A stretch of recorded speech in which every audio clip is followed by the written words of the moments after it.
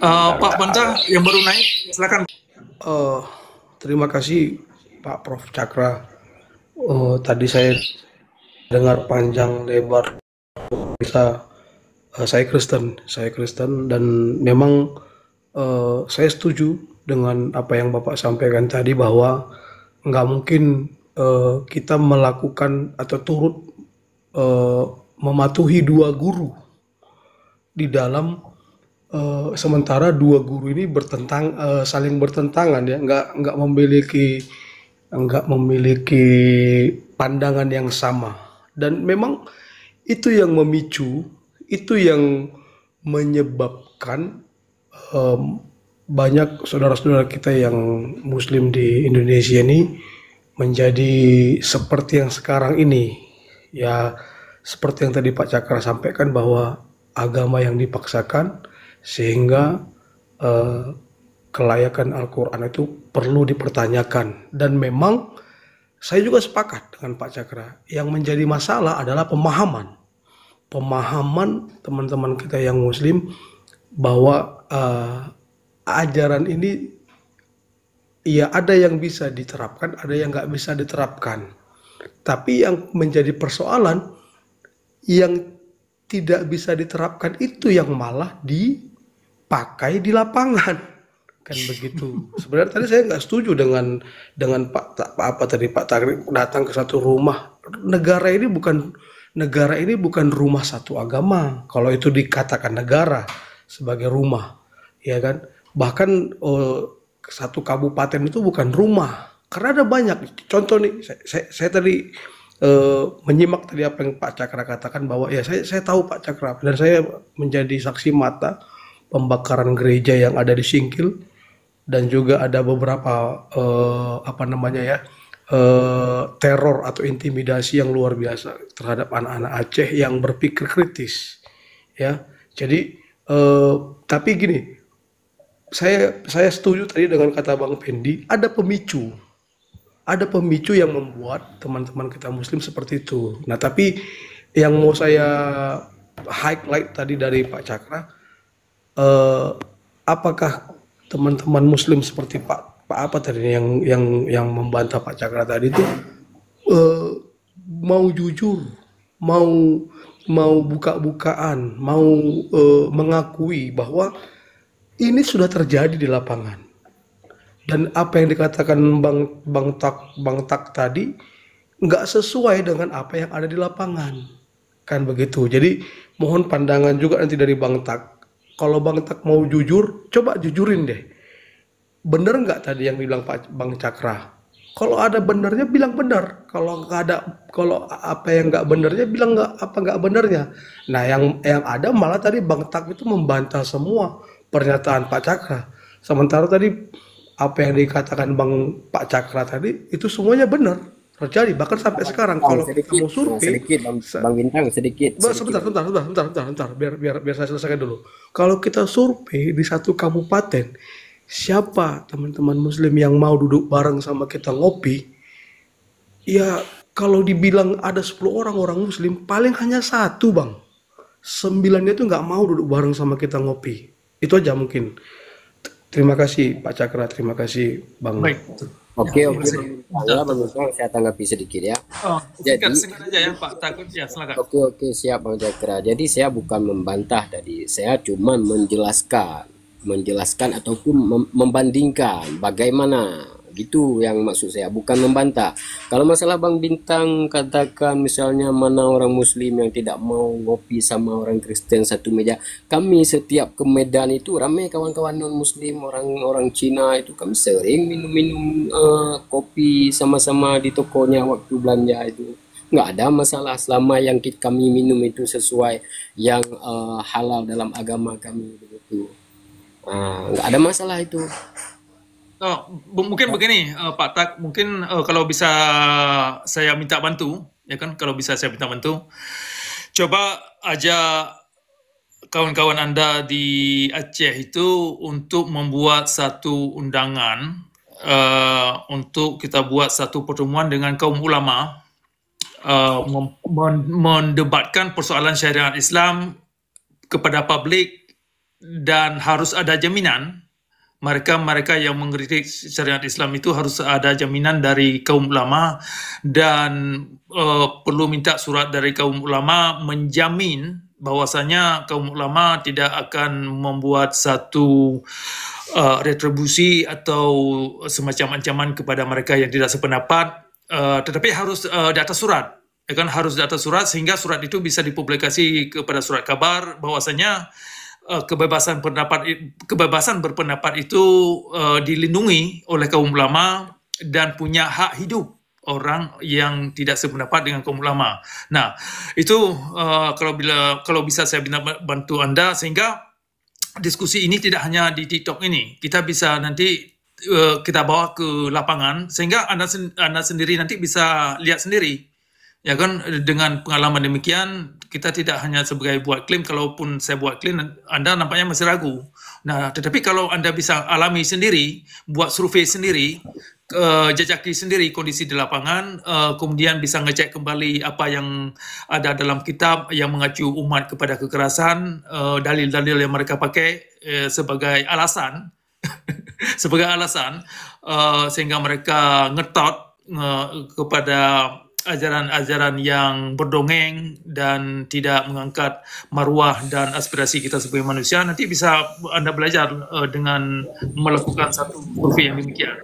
Saya kira demikian, Pak Tagu. Jadi ini sudah panjang. Saya sudah melangkah kepada untuk menutup sesi ini. Saya jawab dulu yang Pak Jakra tadi bilang. Jadi kan, kalau menurut saya itu tidak perlu, Bang. Tidak perlu ada perdebatan, karena dalam Islam itu, dalam ajaran Islam itu sudah jelas lakum dinukum waliyadin. Jadi tidak ada perdebatan.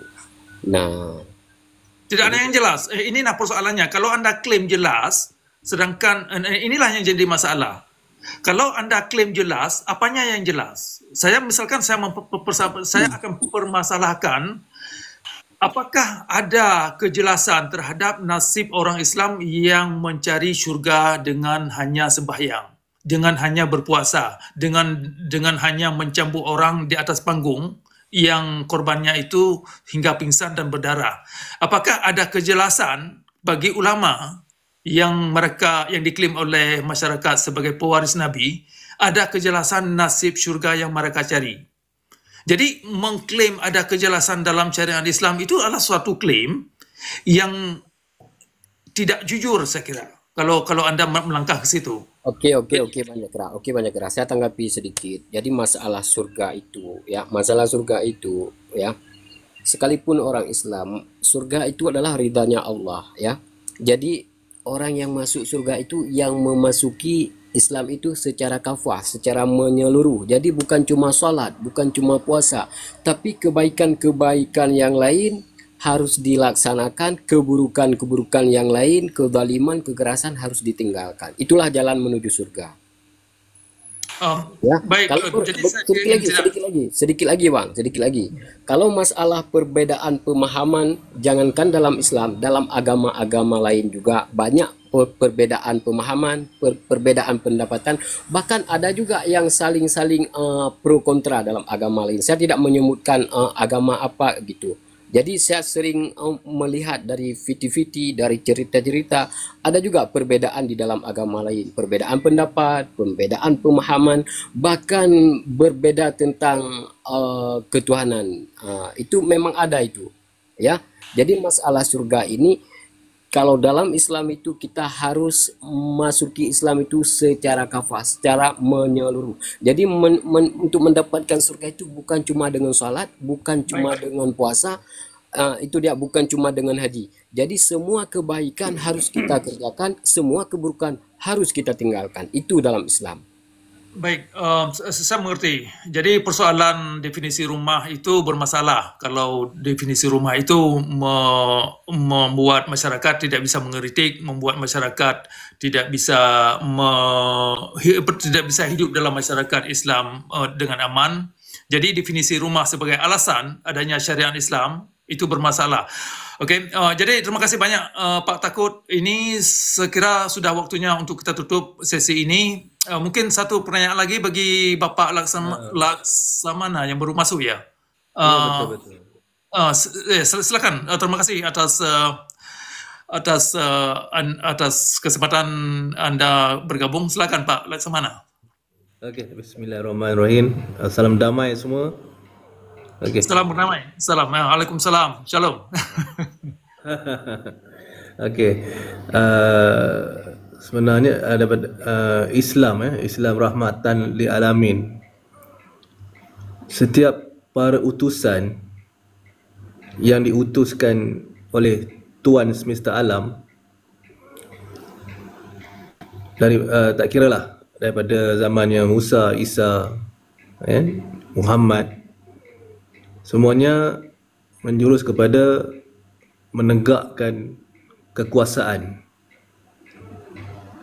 Jadi para rasul itu ataupun para mesias itu bukan membawa agama sebenarnya. Agama itu menjadikan manusia itu bergolong-golongan. Masing-masing mengada-adakan sesuatu yang bukannya dari Tuhan itu sendiri. Jadi setelah berlalu masa yang begitu panjang sehingga kan penganut itu jadi keras seperti batu, mengikut fikiran mereka sendiri. Sedangkan para rasul itu membina sesebuah kerajaan, membangunkan, bila kerajaan itu sudah wujud nyata, maka barulah hukum Tuhan itu akan berlaku. Tetapi yang permasalahan hari ini, di mana hari ini kita berada di satu fasa di mana sistem ataupun hukum yang mengatur kita hari ini adalah hukum yang datang daripada ideologi, fahaman komunisme, liberalisme. Jadi pada masa zaman ini harus kita patuhi. Jadi dikatakan dalam Islam, kami jadikan malam adalah untuk kamu beristirahat. Jadi malam itu berbicara fasanya, di mana orang-orang yang Islam hukum Tuhan itu ke atas manusia tidak berlaku sebenarnya. Jadi yang berlaku itu ke dalam dirinya sendiri, bukan dijabarkan ke dalam kehidupan masyarakat. Kehidupan masyarakat itu mengikut hukum yang ada hari ini. Hukum yang ada hari ini harus dipatuhi, jangan dilanggar. Jika dibawa kedua hukum itu ke dalam sebuah negara ataupun tak kira dunia ni hari ini sendiri, ia akan jadi kacau nanti. Jadi umat-umat yang beragama itu jangan membuat sewenang-wenangnya kepada masyarakat. Tidak boleh. Kerana kita ada hukum di atas hukum. Itu berlaku tu dalam Yesus ketika diuji oleh para Yahudi kan, ahli kitab. Mereka merejam kan. Jadi disuruhnya Yesus menyuruh mereka silakan lakukan. Kalau kamu masih sedar lagi kamu berada di zaman apa hari ini. Maksudnya di zaman Herodes kan, kekuasaan dunia ketika itu. Jadi hukum Tuhan itu tidak berlaku, tidak berani orang melaksanakan. Jadi hari ini berlaku pada umat Islam, di mana termasuk juga umat Kristian sama saja kan. Jadi mereka harus patuh pada hukum yang ada hari ini dari segi moralnya. Jadi jangan kita campur adukkan dalam dalam yang hari inilah pada manusia, sebab Islam tidak mengajar itu. Apabila sampai waktunya nanti silih berganti malam dan siang itu kan, itu pasti berlaku atas kehendak Tuhan. Jadi semua para rasul itu diutuskan oleh Tuhan semesta alam, Tuhan semesta alam untuk menegakkan hukum Tuhan, bukan hukum agama, tapi hukum Tuhan. Jadi itulah yang saya faham hari ini. Sebab itulah tadi bila ada saudara yang cerita pasal rumah tadi itu, jadi kalau kita nak tengok hari ini, di mana di dalam rumah kita sendiri pun kita tidak boleh melakukan hukum sewenang-wenangnya. Kalau seorang bapa walaupun dia Islam, tetapi apabila dia membawa hukum itu ketika pada zaman ini, dia merotan anaknya, katanya hukum Islam, ditangkap. Sebab ada hukum di atas hukum. Harus sedar tu. Ya, Sama menarik. itu yang saya faham. Jadi harus kembalilah, harus sedarlah. Hari ini kita harus sedar, harus kita melihat secara universal, luas. Baru kita dapat rahmatan li alamin tu. Gitu. Alhamdulillah, itu saya. Okey, Bang Cakra sedikit, Bang Cakra. Begini, Pak Tak, mungkin kali lain bisa kita ini, serta mungkin Anda banyak pertanyaan dan banyak ini enggak bertanya Bang Cakra sedikit ya. Jadi kan Bang Cakra tadi diminta untuk berkumpulan misalnya buat perdebatan. Gini aja. Bang Cakra, kapan ada kesempatan, ada waktu nanti kita berdebat dua aja kita di TikTok ini. Boleh ya, Jid Bang ya? boleh, Secara logis itu pajana wate Bang Cakra berarti tak debat tentang Islam tayo, berarti secara logika dua tu. Secara logika dua tu, jadi ni pegat wate pajana wate itu ni inbox lun bah. Okey, baik. Lun Baik, sediakan. Okey, kaji bah. Assalamualaikum, terima kasih berayutan Bang Pendi, Bang Cakra dan orang Aceh lain kan yang mungkin beda pemahaman, mungkin beda. Dalam masa Insya, Pak Tak. Terima kasih. Ya, maaf. Ya, Bang Pendi, siapa lagi pokoknya saudara-saudara yang dari Aceh yang mungkin sudah berbeda pemahaman. Jadi sekali lagi salam cedera, salam saudara. Semoga Allah memberi petunjuk kepada kita semua kepada jalan yang benar, jalan yang diridainya. Amin amin ya rabbal alamin. Assalamualaikum warahmatullahi wabarakatuh. Terima kasih. Baik. Waalaikumsalam. Terima kasih Pak Laksamana. Poin yang cukup menarik yang dituangkan.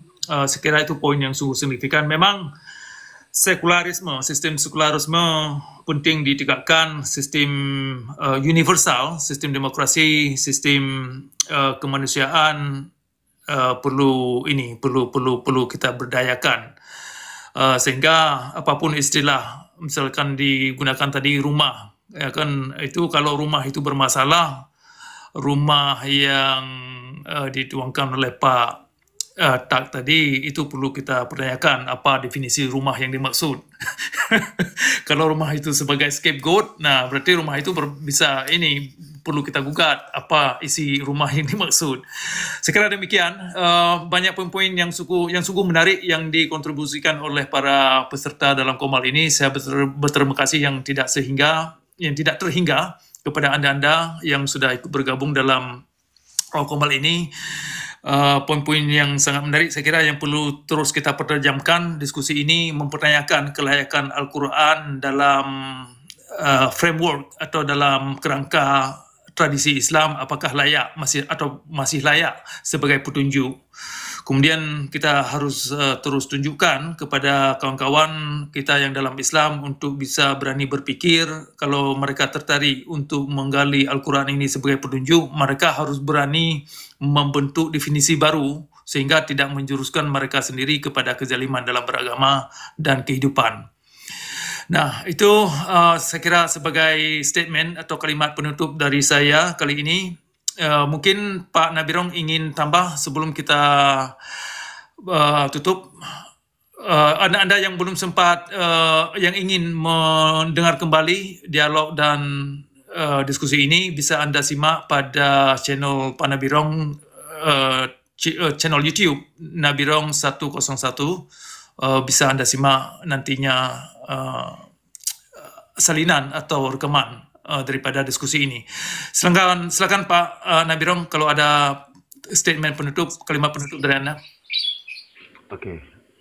Saya kira hanya tambahan sebagai ucapan terima kasih juga untuk teman-teman yang sudah mengikuti dan menonton dengan setia di tempat ini. Demikian juga teman-teman yang sudah merespon dengan tap-tap layar dengan like-nya ya, dengan memberikan gift juga untuk sebagai penguat di room kita ini, teman-teman. Nantikan lagi ya, nanti akan ada diskusi-diskusi menarik lagi dengan topik-topik yang berbeda yang akan kita suguhkan di tempat ini dengan narasumber utama kita Pak Cakra. Nah, untuk teman-teman hari ini saya lihat sudah sangat cukup bagus ya, sudah cukup sangat bagus maksudnya untuk yang hadir dan bertanya dan menyanggah gitu ya. Jadi biarlah semua teman-teman yang di bawah ini kita bisa mengambil satu kesimpulan di dalam hati kita masing-masing sesuai dengan apa yang kita pahami daripada hasil perdiskusian ini. Kalau ada teman-teman yang masih ingin bertanya, boleh nanti di DM kita mungkin, atau ingin mengajukan satu usulan tema yang harus kita bawakan, silakan teman-teman bisa DM kita, kasih usulan gitu ya. Tolong dong tema ini dong dibahas gitu. Nanti kita akan ajukan ke Pak Cakra nanti supaya Pak Cakra bisa mempersiapkan data-data dan lain-lainnya gitu ya. Untuk teman-teman yang sudah naik, terima kasih banyak untuk kontribusinya, untuk pertanyaannya, sanggahannya, dan lain-lain. Dan untuk Abi Pendi dan teman-teman Laksmana dan Bintang Daud juga terima kasih ya, sudah hadir meramaikan acara ini. Ya, secara keseluruhan hari ini sepertinya tidak ada tambahan dari saya Pak, karena tadi agak sangat jelas sekali sih sebenarnya, cuman ada sedikit tadi sebenarnya miss-nya itu di teman kita yang penanya yang menganggap peraturan dan rumah tadi. Karena dari pemahaman kita bahwa orang yang datang atau orang yang kejadian yang Bapak bilang itu, mereka tidak membawa aturan baru, tetapi mereka mempunyai agak sedikit ini aja. Artinya, kalau Bapak itu bilang kalau aturan dia yang dibawa ke rumah kita, gitu kan, nah itu saya rasa tidak masuk ya analoginya tadi. Gitu, cuman saya pikir ya sudah biarkan saja, karena Pak Cakra saya yakin paham itu. Karena memang benar aturan orang lain dibawa ke rumah kita itu tidak benar. Sedangkan ini kan tidak seperti itu. Dia cuma membuat rumah di sebelahnya dan dia melakukan aturan di rumahnya sendiri. Gitu, tidak membawa ke rumah saya gitu. Artinya ya mereka itu harusnya diperhatikan itu tadi untuk bernarasi untuk teman-teman yang mau naik ya. Nextnya mungkin kita harus fokus kepada pertanyaan kita. Kalaupun ibaratnya analoginya kurang tepat, ya bisa diganti saja supaya lebih mendekati apa yang dimaksud gitu. Makanya tadi Pak Cakra agak bingung juga apa maksudnya gitu. Saya paham tadi Bapak pasti agak sedikit bingung ya, kebingungan apa ya maksudnya gitu. Nah itu kira-kira hari ini cukup bagus Pak dan cukup sangat lancar. Terima kasih semuanya yang sudah mendukung. Itu aja dari saya. Silakan Pak Cakra, silakan. Baik, terima kasih banyak. Terima kasih banyak sekali lagi atas upaya Pak Nabirong sebagai moderator yang membuat Komal ini mulus dan rapi. Saya kira diskusi kita sungguh ini. Mungkin ada baiknya sebagai ini ya, analogi yang miring atau salah analogi itu persoalan rumah. Yang mungkin menarik untuk bisa kita kaitkan kali ke depan sebagai salah satu unsur yang sering salah dimengerti masyarakat, dan saya kira analogi itu sudah lazim ya, sangat lazim diangkat sebagai justifikasi. Sementara analogi yang demikian itu sungguh tidak tepat dan sering menjerumuskan.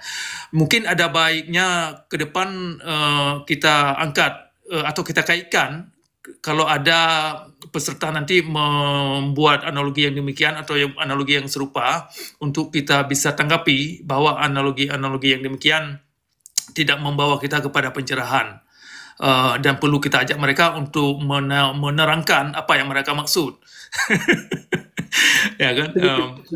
Pak Cakra, izin Pak Cakra.